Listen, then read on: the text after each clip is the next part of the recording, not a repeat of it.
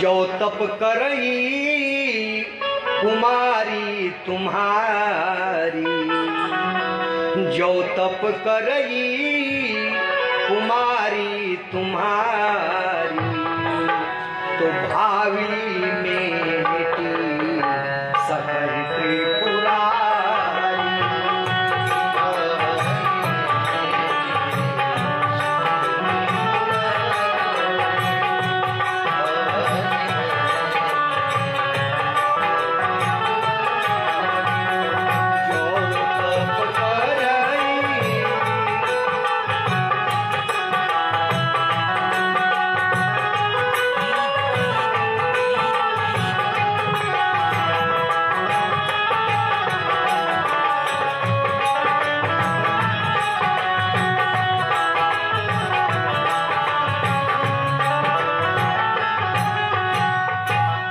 तुम्हारी बेटी तपस्या करेगी तो भावी को भी मिटाने का सामर्थ्य भगवान भूत भामन भोलेनाथ में है।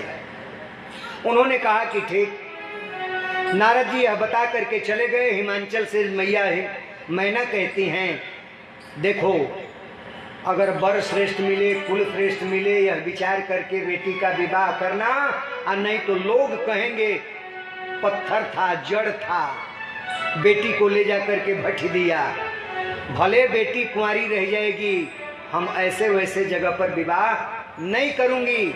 उन्होंने कहा कि ठीक है। तो नारद मृषा न होई देव ऋषि वाणी, नारद की वाणी झूठी नहीं हो सकती। कह दो बेटी तपस्या करे। कौन माँ होगी जो अपनी बेटी को जंगल भेजेगी? लेकिन जब ये भेज जा रही हैं मैना जी, तो मैया पार्वती को गोद में लेकर के बैठ जा रही हैं। ये बेटी का कहूँ तो समझ गई कि तपस्या के लिए कहने आई, अब ममता में दबी जा रही है। उन्होंने कहा कि ठीक है, हम एक स्वप्न देखी, आया एक जोगी और ये मैया वो कहा कि तप करो तप करो, तो मैं जंगल में जा रही हूँ तपस्या के लिए, आप हमें आशीर्वाद दो, हमारी तपस्या पूर्ण हो। माता ने आशीर्वाद दिया। मैया जा करके तपस्या की और तपस्या के दौरान आकाशवाणी हुई, तुम्हारी तपस्या पूर्ण हुई, तुम्हें अब अवघड़दानी प्राप्त होंगे। अब इधर सती के मर जाने के बाद भोलेनाथ भी आश्रमों में घूम घूम करके कथा श्रवण कर रहे हैं। मन कहीं लग नहीं रहा है, कहीं कथा कहते हैं तो कहीं कथा सुनते हैं।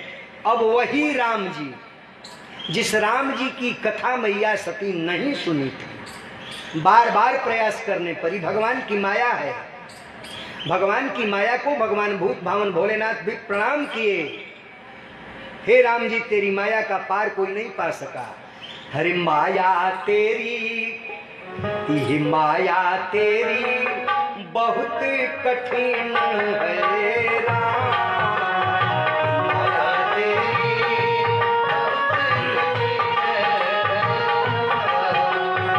माया तेरी बहुत कठिन है राम,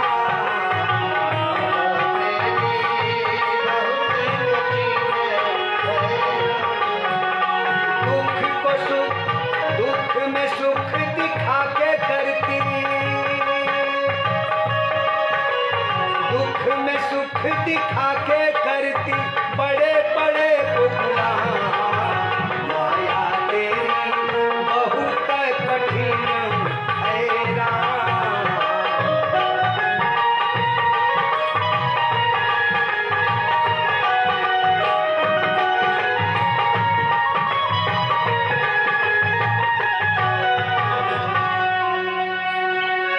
भगवान आज जा रहे हैं उस सती के पैरवी में कि शिव से कहा जाए विवाह कर लो, क्योंकि मरते समय भगवान से वरदान मांगी, हमें शिव ही पति के रूप में प्राप्त हो।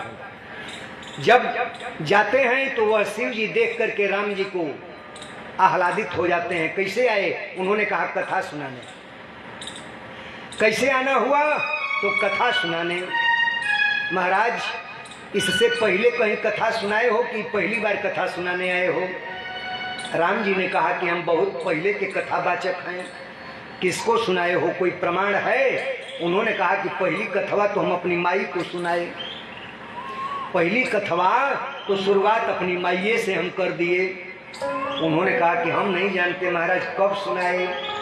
तो हम नहीं कहते। गोस्वामी जी लिखते हैं, कही कथा सुनाई, जिस समय भगवान अवतार लेते हैं उसी समय कही कथा सुनाई, मातु बुझाई जेहि प्रकारे सुत प्रेम लहे। कथा सुनाए, कौन सी कथा? अरे पूर्व समय मनु भूप पिता और मातु रही तुम ही सत रूपा, दंपति जाई के कानन में मम हेतु घना तप किन्हीं अनुपा। दिन ही कही बर मैं जब ही सुत मांगी लियो हमरे अनुरूपा, अब भक्त बसी वसुनायक मैं तुम्हारे गृह आई धरे नर रूपा। यही कथा सुनाए। पूर्व में तुम कौन थी? हे मैया, पिता मनु पूर्व में और तुम सतरूपा रही। आप दोनों ने जंगल में जाकर मेरे लिए कठिन से कठिन तपस्या किए। जब हम भक्त बसी वरदान देने को कहे, वर मांग लो, उस समय आप दोनों ने मेरे जैसा ही पुत्र मांगा। हम भक्त बसी आपके बस में होकर के आकर के जन्म लिए, अवतार लिए। यही कथा उन्होंने सुनाया, अर्थात पूर्व से कथा सुनाते आए। माँ को सुनाए, उन्होंने कहा कि तब सुना दो। तो जब कथा सुनाए तो क्या कथा सुनाए? उन्होंने सोचा कि जो कथा अपनी माँ को सुनाए थे वही कथा हमको सुनाएंगे, अर्थात राम की ही कथा। लेकिन अब वो सुनाते कहाँ हैं? तो देवी की कथा, पार्वती की कथा उन्होंने सुनाया विस्तार से। मैया पार्वती की कथा, सती की कथा। अब वो अवाक हैं भोलेनाथ, ये क्या कर रहे हैं? सती का पूरा चरित्र सुना करके पार्वती तक की कथा, तपस्या कर रही हैं शिव को पाने के लिए। तपस्या बहुत दिनों से चल रहा है। यहीं पर उन्होंने विराम दे दिया अपनी कथा को। उन्होंने कहा कि अब आरती करो, कथा हो गई। ओम सती साध्वी भवप्रीता भवानी भवमोचनी आर्या दुर्गा जया चाद्या त्रिनेत्रासुरधारणी पिनाकधारणी चित्रा चंद्र घंटा महातपा मनोबुद्धि अहंकारा चित्रूपा चिता चिति सर्वमंत्रमयी सत्ता सत्यानंद स्वरूपी अनंता भामिनी भव्या भव्या भव्या सदागति शांभवी देव माता च चिंता रत्न प्रिया सदा सर्व विद्या दक्ष कन्या दक्ष विनाशनी अपर्णानेक वर्णा च पाटला पाटलावती पाटंबर परिधाना कल मंजरी रंजिनी अमे विक्रमा क्रूरा सुंदरी सुसुंदरी बंदुर्गा च मातंगी मतंगा मन पूजिता ब्राह्मी माहेश्वरी चंद्री कौमारी वैष्णवी था चामुंडा च बाराही लक्ष्मी सपुरुषोत्कर्षणी बिम्लोत्कर्षणी ज्ञाना क्रिया नित्या च बुद्धिदा बहुला बहुल प्रेमा सर्ववाहन वाहना निशुंभ शुंभहानिनी महिषासुरमर्दिनी मधुकैटभ हंत्री च। ऐसे करके भगवान ने इस शिव की ही वाणी और शिव को ही सुना रहे हैं, देवी के चरित्र को। जब सुन लिए कहे कि विराम, आरती होगी। अब आरती हो गई, तब मंच से जब उतरने लगे उन्होंने कहा कि दक्षिणा मांगो। शिव जी ने कहा दक्षिणा मांगो। उन्होंने कहा कि दक्षिणा कम है, कहा कि तुम बैठकर हमारी कथा सुन लिए। यह भी दक्षिणा कम नहीं है जो आप लोग हमारी टूटी फूटी फूटी वाणी में कथा सुन रहे हैं। टूटी फूटी वाणी में कथा सुन रहे हैं। गोस्वामी जी ने लिखा, अरे जो बालक कहे तो तरी बाता, जो बालक कहे तो तरी बाता, सुनहि मुदे तम और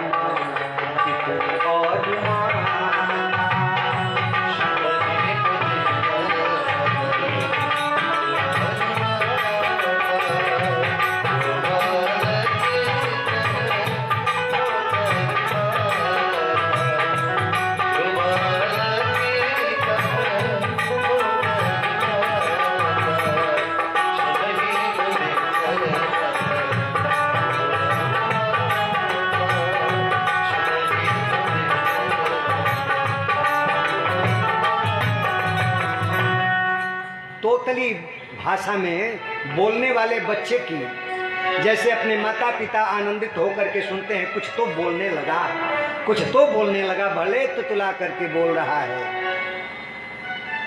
वैसे ही भगवान कह रहे हैं कि आपने मेरी कथा सुनी का कम है। उन्होंने कहा ये सब मत बात बताओ, ये बताओ दक्षिणा का दें। अगर चाहते हो इस कथा का फल हमें प्राप्त हो तो दक्षिणा मांगो। उन्होंने कहा कि दक्षिणा हम नहीं मांग सकते, क्योंकि राम जी का शंकर जी से और शंकर जी का राम जी से 3 संबंध है। सेवक स्वामी सखा सिय पीके। राम जी शिव जी का स्वामित्व, शिव जी मेरे स्वामी हैं, हम उनके सेवक हैं। और शिव जी यह कहते हैं कि राम जी मेरे स्वामी हैं, हम उनके सेवक। ये 3 संबंध है। लेकिन राम जी कहते हैं कि हम आपके सेवक हैं। तो सेवक का धर्म का है कि विनती करें। रामचरितमानस पढ़ने वाले आप सभी हैं, प्रबुद्ध श्रोता हैं। याद करिएगा, ये 3 संबंध को स्वामी जी एक ही दोहे में पिरो दिए। इसी को बताकर सीधे सीधे हम विवाह की तरफ भागेंगे। थोड़ा सा आपको यहाँ रोक रहे हैं, रुकने को तो बहुत है, 3 दिन में ब्याह होगा। लेकिन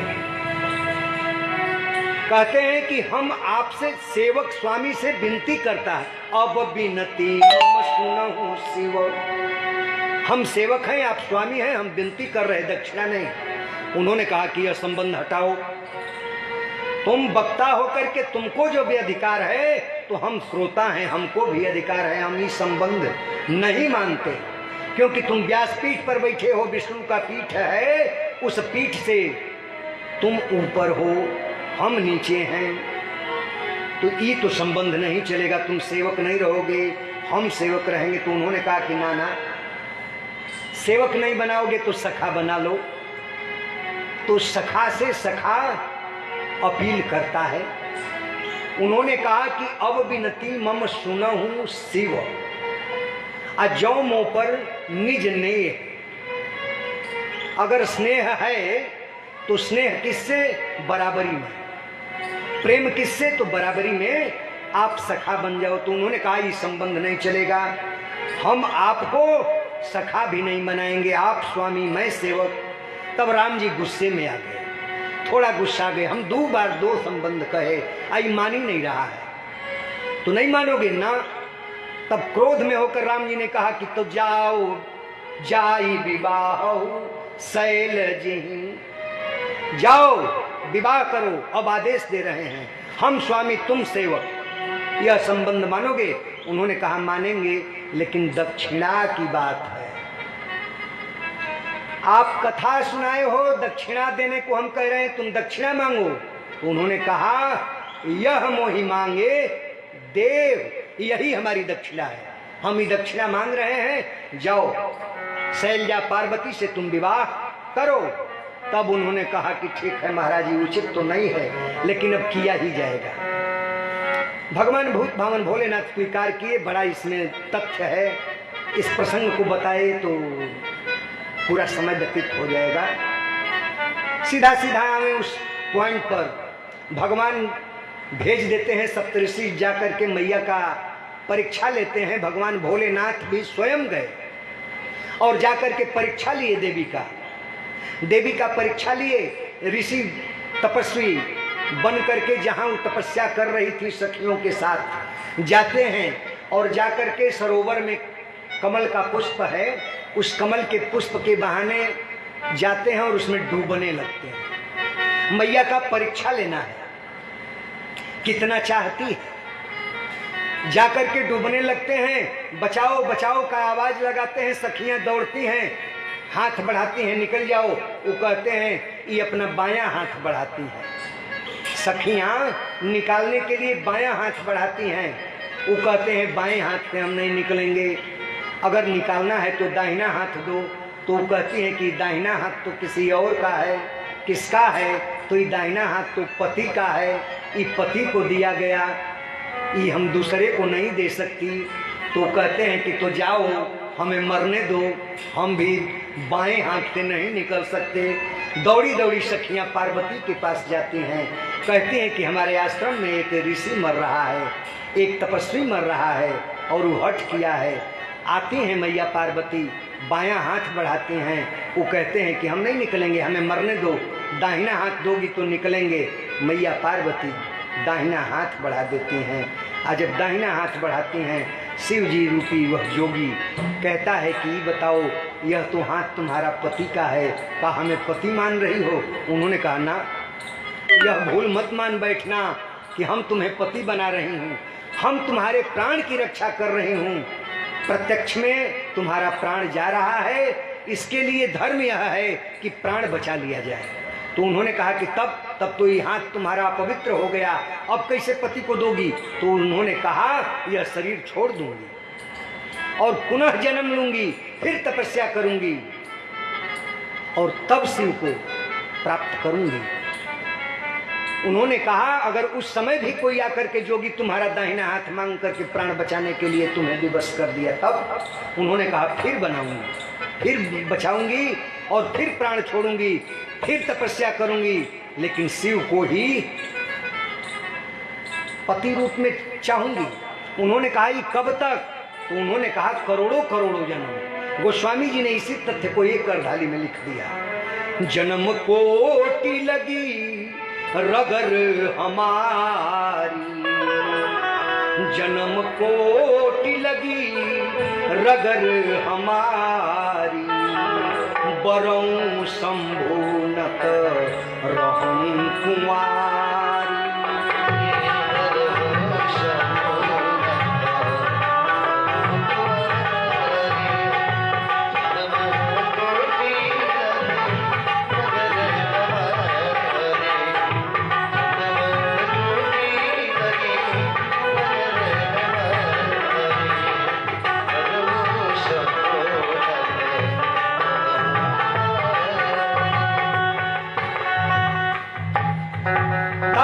भगवान भूत भावन भोलेनाथ प्रकट हो गए। उन्होंने कहा कि वाह देवी वाह, अब तुम हमें पाओगी, हम आ ही गए हैं। अब तुम्हारा पिता आवे तुम्हें ले जाने के लिए, घर चली जाना, हम तुम्हें स्वीकार करेंगे। उसी समय भगवान का वह दिव्य स्वरूप जो कथा सुनाया था, राम जी के स्वरूप को धारण करके समाधिस्थ हो गए। समाधिस्थ हुए भगवान भूत भावन भोलेनाथ को कामदेव को भेजकर उनकी समाधि को भंग किया गया। जब समाधि भंग हुई, कामदेव जल गया, रति को वरदान दिए, जब यदुवंश कृष्ण अवतारा, तुम्हारा पति उस समय तुमको प्राप्त होगा, जब यदुवंश में कृष्ण का अवतार होगा, तुम्हारा पति उसके पुत्र के रूप में मिलेगा। उसी समय समाधि टूटी है। सारे देवता लोग कहते हैं चलो चलो अब विवाह कराया जाए। क्यों कि तारकासुर का आतंक बढ़ गया था और तारकासुर वरदान यही मांगा था कि शिव के शुक्र से पैदा जो पुत्र हो वही हमारा वध करे। जाते हैं देवता लोग, हिम्मत नहीं पड़ती है। महाराज बिल्ली आती है चूहों को खाती है, बिल्ली आती है चूहों को खाती है। चूहों ने मीटिंग किया कि आखिर चूहे बिल्ली के गले में घंटी बांध दी जाए तो जब वो आएगी तो हम लोग जान जाएंगे, भग जाएंगे। आती है पीछे से वार कर देती है। तो उसमें एक मुखिया चूहा था, वो कहा कि अच्छा तो उसके गले में घंटियाँ कौन बांधेगा? घंटी बांध दी जाएगी तो ठीक है, लेकिन उसके गले में घंटी कौन बांधेगा? जो बांधने जाएगा पहले वो बचेगा कि वो खत्म हो जाएगा। वैसे ही शंकर जी का विवाह करने को कौन कहे? अभी तो काम जाकर के जगाया तो जल गया, अब विवाह के लिए कौन कह करके अपना नाश करावे? तो ब्रह्मा जी के पास लोग गए, चलो चलो। ब्रह्मा जी से लोग कहे तो वो कहे कि हमारा कोई नहीं है का? उन्होंने कहा कि बाबा हो गए हो ना, आपके कुल पुत्र और पौत्र बड़े हो गए तो आप मर भी जाओगे तो कोई बात नहीं है, हम लोगों का भी समय आते हैं। आपस में शिव के सामने इन लोगों में कहने की हिम्मत नहीं होती है, उनको आगे आगे करते हैं, तुम कहो तुम कहो तुम कहो। कोई नहीं जाता तो ब्रह्मा से कहा गया आप कहो। ब्रह्मा जी जाते हैं, बड़े चालाकी से कहते हैं उस प्रसंग को आप पढ़ करके देखिएगा। उन्होंने भगवान भूत भावन भोलेनाथ पूछते हैं कि आखिर इतने लोग बटूर कर कहे हैं, मिलकर सारे लोग हमारे यहाँ क्यों आए? उन्होंने कहा कि जानते हैं इन देवताओं के मन में एक अभिलाषा है। क्या? ये जो नेत्र प्राप्त है ना, इंद्र का 1000 नेत्र है, हमारा भी चतुर्मुख है तो 8 मुख, 8 नेत्र है। ऐसे ही जिनके जिनके नेत्र हैं वो अपने नेत्र के सुख में का चाहते हैं, जानते हैं का? तो नेत्रों से आपका विवाह देखना चाहते हैं। विवाह करने को नहीं कह रहे हैं, देखना चाहते हैं। हंसने लगे शंकर जी, अर्थात विवाह करने को कह रहे हो? ना ना, हम करने को नहीं कह रहे हैं, देखना चाहते हैं। अगर आपकी इच्छा हो तब। उन्होंने स्वीकार किया, और जैसे ही स्वीकार की वैसे ही लोग दौड़ चले, भगो भगो, सब तैयारी करो बारात की। और शंकर जी जाकर के चुप बैठ गए। जब चुप बैठ गए, बारात की तैयारी देवता लोग कर रहे हैं, सभी लोग अपना अपना वाहन साफ कर रहे हैं, धो रहे हैं, तैयारी हो रही है। इधर जो जिसको दूल्हा बनना है वो चुपचाप बैठा है। गण जाते हैं तो कहते हैं बाबा आपको दूल्हा